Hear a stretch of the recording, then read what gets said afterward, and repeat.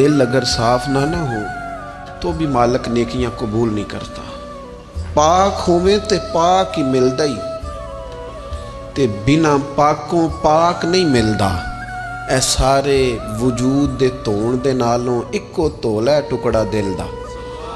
ये जो पाकीज़गी है ना दिल की, ये ना हो तब भी नेक अमाल उसकी बारगाह में कबूल नहीं होते।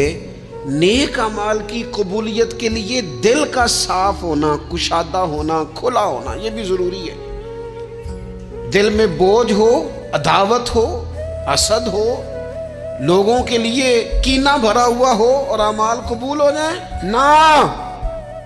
उस करीम के कुछ फैसले हैं, वो अमाल की कबूलियत के आदाब बताता है। वो कहते हैं मेरी मर्जी से करोगे तो मैं कबूल करूंगा।